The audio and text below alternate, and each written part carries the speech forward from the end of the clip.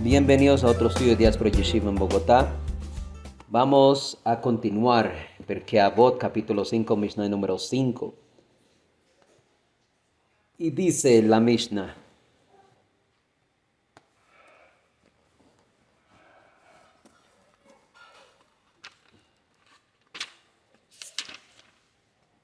Diez milagros se producían a favor de nuestros antepasados en el templo. El primero, ninguna mujer encinta abortaba en consecuencia del olor de la carne de los sacrificios. 2. La carne de los sacrificios nunca se corrompía. 3. Nunca se veían moscas en los mataderos. 4. Ningún aceite nocturno volvía impuro al sumo sacerdote en el día de Yom Kippur.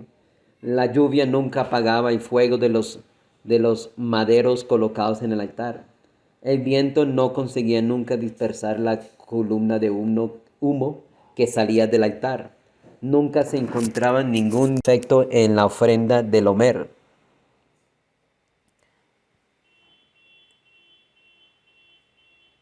Ni en los dos panes de la fiesta de las primicias, ni en los panes de la preposición. Aunque el pueblo estaba de pie y apretado, todos encontraban sitio para postrarse. Nunca hirió serpiente ni escorpión a nadie en Jerusalén, y nunca se dio el caso de un hombre le dijera a su compañero: es estrecho el lugar donde dormiré en Jerusalén.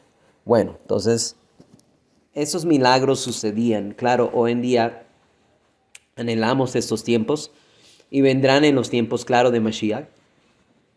Pero eran milagros que sucedían en el templo y hoy no lo tenemos por descuido de nuestras fallas y división en el pueblo y pecados.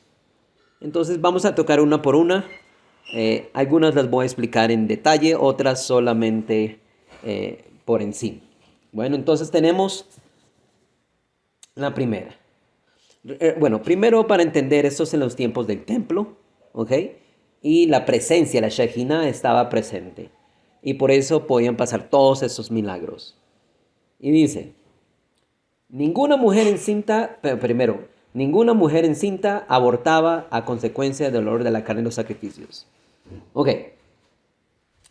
Primero que todo, la carne quemándose en el altar podía causar que se abortara. Entonces, pero algo interesante, en la Mishnah, en el Tratado de Yomá 8.5, dice que si una mujer encinta se siente afectada por el olor de la carne, está permitido darle de comer incluso en el día de Yom Kippur. Significa, están en el día de Yom Kippur y están, claro, todos los sacrificios que toca hacer en Yom Kippur, y el olor ahora causaba que la mujer, claro, de carne, porque ella tenía mucha hambre, estaba ayunando, y el olor de la carne hacía que ella quería abortar. Y imagínense, abortar en el día de Yom Kippur, muerte, no puede ser. Entonces no sucedía. No sucedía. ¿Por qué? Porque la ley hoy en día es que si una mujer está en Yom Kippur y tiene hambre, se la advierte 3 veces.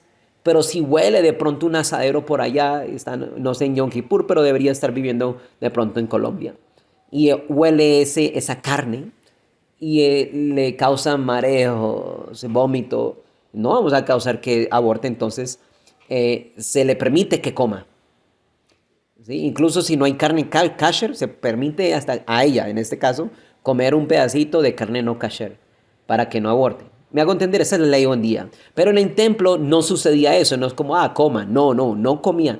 ¿Por qué? Porque el milagro era que no le parecía el olor de la carne malo y no abortaba. Entonces, claro, el ayuno era mucho más fácil, puede ser, en Yom Kippur, en esos tiempos que hoy en día. Bueno, entonces, importante esa parte, ¿ok?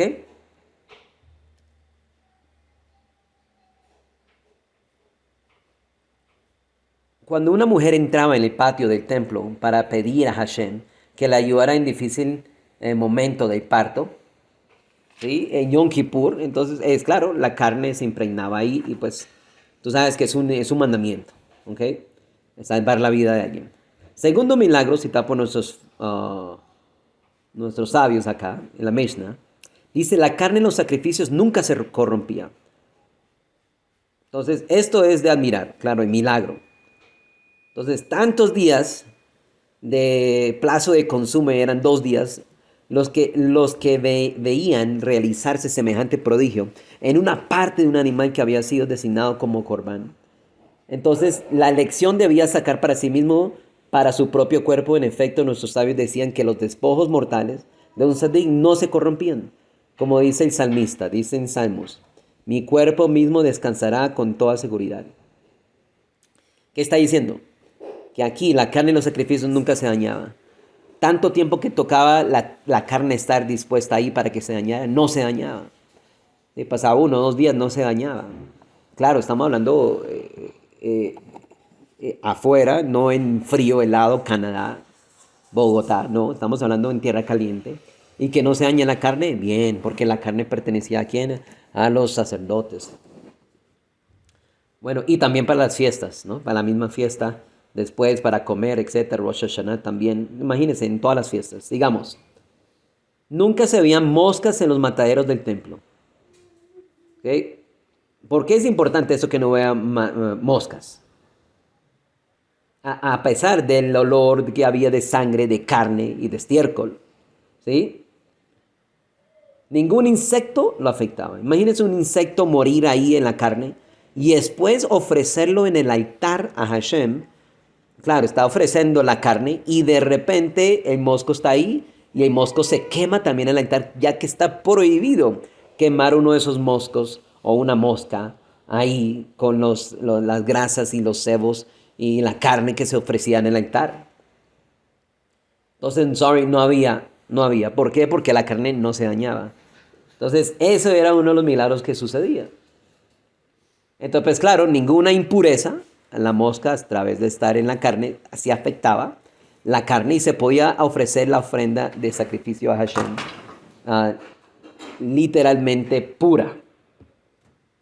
Listo. Después dice, la lluvia nunca apagaba el fuego de los maderos colocados sobre el altar.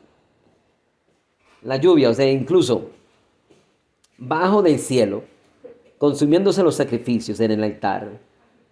La tradición nos enseña que aquel fuego nunca se apagaba y que el milagro duró hasta la época de Rey Menashe, en el Talmud, Tratado Yomá 21b. Entonces comentan algo sobre el fuego para que sepan. Dice, el fuego había dos formas del altar. Uno, acurrucado como un león, devoraba los trozos húmedos como los sesos. Un león acurrucado comiendo y brillaba como el sol.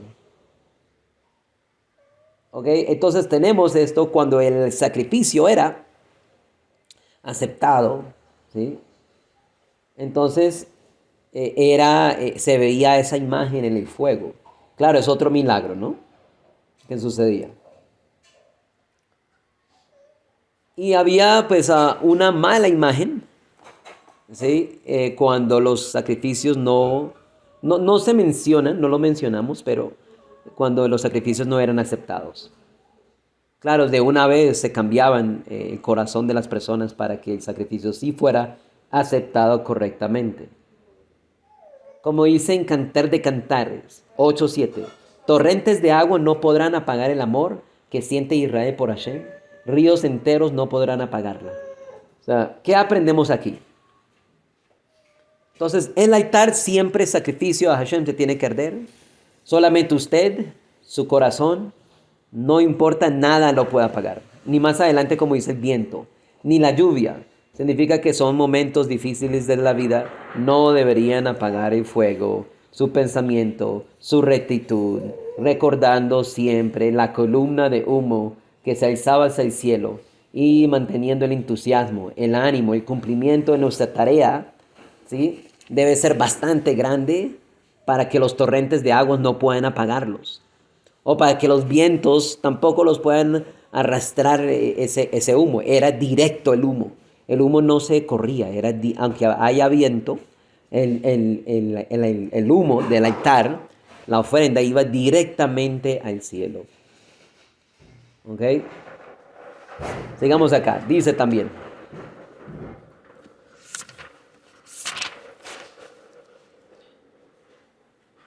El viento nunca conseguía dispersar a la columna de uno si salía del altar. Hoy en día, si ustedes estudian Torah, nada debería quitarlo del estudio de Torah, ni apartarse de Hashem, ningún viento. Después dice, el Omer ni los panes de la fiesta de las primicias. Nunca se encontrará ningún defecto en la ofrenda del Omer, ni en los dos panes de la fiesta de las primicias. Nunca se encontrará ningún defecto. ¿Por qué? Porque si hay un defecto, ¿cómo se ofrenda a Hashem? ¿Cómo se lleva al altar? Si hay gusanos, imagínense un gusano dentro de uno de esos panes. Hazbe Shalom, no había. Hoy en día nos toca revisar. En los tiempos del templo, claro, revisaban, pero el milagro es que no había, ni se dañaban. Aquí viene la parte buena. Aunque el pueblo estaba de pie y apretado, todos encontraban sitio para postrarse. Cuando llegaban las fiestas o Yom Kippur, la gente dentro del templo, era mucha gente. La gente se postraba. Y dice que el milagro sucedía que cada uno tenía suficiente espacio de 2 metros para poderse postrar en el piso y poder confesar a Hashem sus pecados, tanto que el otro de al lado no podía escucharlo. Tanto que el otro de al lado no podía escuchar a su compañero confesar sus pecados. Hoy en día, claro, en la sinagoga todos estamos bien apretados, bien apretaditos. ¿Okay? Entonces, es otro milagro que sucedía. Y a veces uno, esta persona, estamos muy apretados en Yom Kippur. Bueno, eso es, por nuestros pecados no tenemos estos grandes milagros. Pero sigue diciendo, nunca hirió serpiente ni escorpión a nadie en Jerusalén. O sea, no hubo ningún tipo de accidente, ninguna muerte, ninguna víbora queriendo hacer el mal. En Jerusalén, tanta gente en medio del desierto no morían, ni tenían ninguna enfermedad, ningún accidente. Eso es algo bastante grande y maravilloso. ¿Por qué? Porque Hashem es protegiendo a su pueblo de cualquier cosa mala. Cualquier cosa mala. ¿Sí? O como accidente o picadura de serpiente. Eso era el milagro que estaba en esa época. Sigo acá. En cuanto a la serpiente, una cosa más.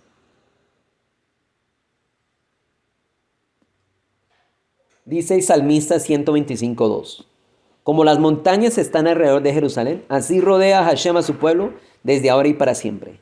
Con tal de que el pueblo está haciendo los mandamientos, Hashem los protegía de cualquier mal o cualquier juicio o cualquier corrección en su vida. Nosotros, cuando estemos en alguna situación difícil, deberíamos siempre regresar al estudio de la Torah para obtener esa protección. Pero no solamente por la protección, sino porque amamos a Hashem y lo tememos a Él. Listo, y dice la última, el número 10. Nadie dijo a su compañero, el lugar está demasiado congestionado para que yo pase la noche en Jerusalén.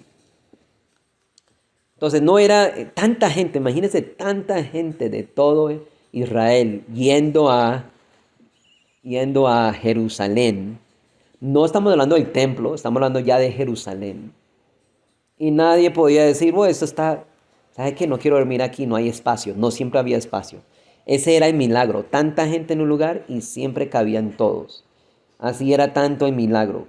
¿Cómo, rabino? Bueno, toca entonces leer algunos midrashim para explicar cómo era. La ciudad en verdad es pequeña, pero ya estando en otra dimensión, tú vas a entender que es grande. Tú puedes estar en un Transmilenio y estar libre. O puedes estar en un Transmilenio y pensar, no, este Transmilenio aquí es como una caja de bocadillo, no cabe nada. Todo es basado en el corazón y en el pensamiento y la elevación y en el nivel que estés y el tipo de conciencia, ¿sí?